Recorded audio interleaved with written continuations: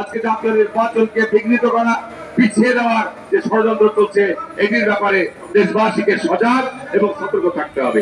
কারণ বাংলাদেশে আজকে যে সমস্ত দাবি দেওয়া নিয়ে, আজকে যে সমস্ত বিষয় নিয়ে আজকে কথা হচ্ছে, সেসব বিষয়কে আমাদের মাথায় রাখতে রেখেই বাংলাদেশের গত 15 বছর যে আন্দোলন সংগ্রাম ছিল, এই 15 বছর আন্দোলন সংগ্রামের মূল উদ্দেশ্য এবং লক্ষ্য ছিল একটি অবাধ, সুষ্ঠু, গ্রহণযোগ্য নির্বাচন। সেটি হয়নি বলেই গত জুলাই আগস্ট মাসে 24-এ গণবিস্ফোরণ হয়েছে এবং এসে আমাদের ছাত্র জনতা বিপুল পরিমাণ প্রাণ বিসর্জন দিয়েছে, বিপুল পরিমাণ প্রাণহানি ঘটেছে। আজকে এই বর্তমান অন্তর্বর্তীকালীন সরকারকে আমরা অনুরোধ করব যে আর আলোচনা বৃদ্ধি করিয়েন না, আর আলোচনা না করে যে অঙ্গীকার করেছেন, যে ওয়াদা করেছেন যে ফেব্রুয়ারির মধ্যে বাংলাদেশে নির্বাচন অনুষ্ঠিত হবে, নির্বাচন অনুষ্ঠানের মধ্য দিয়ে একটি অবাধ, সুষ্ঠু, গ্রহণযোগ্য নির্বাচনের মধ্য দিয়ে যা নির্বাচিত সরকারের কাছে ক্ষমতা হস্তান্তর করুন। প্রসঙ্গক্রমে না বললেই নয়, আজকে বাংলাদেশে দীর্ঘদিন পর এই যে রাষ্ট্র নির্বাচনগুলো হয়েছে, এই নির্বাচনগুলো কিন্তু জনগণের, ছাত্রদের প্রত্যাশা পূরণ করতে পারে নাই।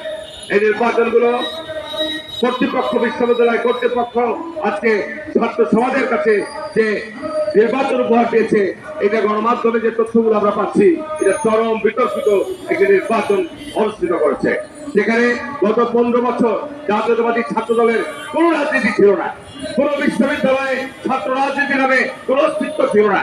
সেখানে আজকে জাতীয় নির্বাচনকে ভিন্ন দিকে দৃষ্টি নেওয়ার জন্য পরিকল্পিত ভাবে এই সমস্ত নির্বাচনের আয়োজন করে বাংলাদেশকে আজকে যেভাবে চিহ্নিত করার চেষ্টা করা হচ্ছে, এটি আমি মনে করি যে আজকে জনগণের মধ্যে নতুন করে উদ্বেগ তৈরি করেছেন।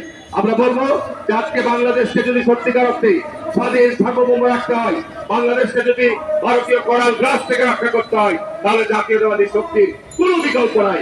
কারণ যারা বিগত সময় ক্ষমতায় ছিল, তারা ভারতবর্ষ নীতি করেছে, তারা ভারতের সহায়তায় ক্ষমতায় করেছে, তারা বাংলাদেশের অর্থনীতিকে লুটপাট করেছে, তারা ভারতের একতরফা নির্বাচন হয়েছে, একমাত্র বাংলাদেশের মধ্যে পৃথিবীর মধ্যে রাষ্ট্র ভারত তাদেরকে সমর্থন দিয়েছে।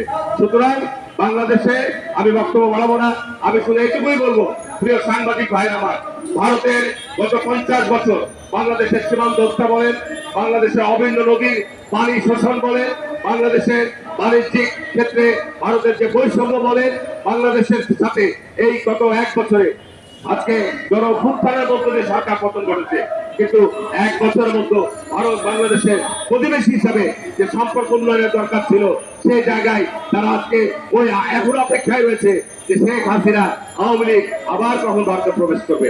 বাংলাদেশের মানুষ জীবন থাকতে এই শেখ হাসিনা, এই হায়রাকে বাংলাদেশের মানুষ আর রাজনীতিতে গ্রহণ করবে না, করতে পারে না, দিবে না দেশের জনগণ। তার কারণ তাদের বিচার হতে হবে, তারা যে গণহত্যা চালিয়েছে তার বিচার হতে হবে, যে তারা দেশের সম্পদ লুটপাট করেছে, ব্যাংক লুটপাট করেছে, আর্থিক প্রতিষ্ঠানগুলো ধ্বংস করেছে, তার বিচার হতে হবে। এছাড়া বাংলাদেশে জনগণ মুক্তি অর্জন করবে না। আর ভারতকে আমরা বলতে চাই যে আপনি বৃহত্তর প্রতিবেশী রাষ্ট্র, আপনাদের সাথে আমাদের সুসম্পর্ক অবশ্যই রাখতে চাই। শহীদ রাষ্ট্রপতি জিয়া রহমান সার গঠন করেছিলেন এই দ্বিপাক্ষিক সম্পর্ক উন্নয়ন করার জন্য, এই দক্ষিণ এশিয়ার রাষ্ট্রগুলির মধ্যে সুসম্পর্ক উন্নয়ন করার জন্য আমরা সারকে কার্যকর করতে চাই। এক্ষেত্রে ভারতের কার্যকর সহায়তা এবং ভূমিকা দরকার আছে। কিন্তু আজকে আমরা লক্ষ্য করছি ভারত তার বাংলাদেশে একটা গোলামী শক্তি এখানে তারা এস্টাবলিশ করতে চায়। তার জন্য ভারতের গোয়েন্দা সংস্থা র থেকে শুরু করে বাংলাদেশের এই স্বার্থের ব্যাপারে ভারত আজকে তার স্বার্থ রক্ষার জন্য তৎপর রয়েছে। আমি বক্তব্য বাড়াবো না। আজকে আগামী জাতীয় নির্বাচন নিয়ে জাতীয়তাবাদী দল কোন চক্রান্ত, কোন ষড়যন্ত্র বরদাস্ত করবে না। আমরা কোনো ছাড় দেব না, পরিষ্কার কথা। আমরা অন্তর্বর্তী সরকারের কাছে স্পষ্ট আমাদের দেশে আমরা চেয়েছিলাম ডিসেম্বরের মধ্যে নির্বাচন। আজকে আপনারা এই দীর্ঘ সময় করে কি বাংলাদেশকে কি উপহার দিয়েছেন, সংস্কারের নামে, এই কমিশনের নামে, এই বিভিন্ন রকমের নামে আজকে কি উপহার দিয়েছেন। আমরা চাই যত দ্রুত সম্ভব বাংলাদেশে একটা অবাধ, সুষ্ঠু, নিরপেক্ষ নির্বাচনের পরিবেশ তৈরি করুন এবং বাংলাদেশের বিগত সময়ে যে খুব বিচারবোধ হত্যাকাণ্ড সংগঠিত রাস্তায় তারা এখনো কান্না করছে।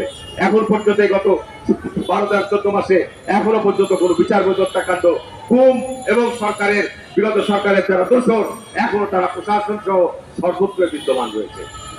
বক্তব্য না বাড়িয়ে এই ভারতের কালো থাবা থেকে বাংলাদেশ রক্ষার জন্য প্রয়োজনে ৭১ আমাদের জয়নাল ভাইরা ফারুক ভাইরা যেভাবে মুক্তিযুদ্ধ করেছে, প্রয়োজন যদি হয় আবার আমরা একটি মুক্তিযুদ্ধের জন্য প্রস্তুত হবে ইনশাআল্লাহ। সবাইকে ধন্যবাদ জানিয়ে এই প্রতিবাদ অব্যাহত থাকবে। আমাদের এই প্রতিবাদ আমরা আমাদের দলীয় জায়গা থেকেও আমরা স্পষ্ট মেসেজ আমরা জানিয়ে দেবো।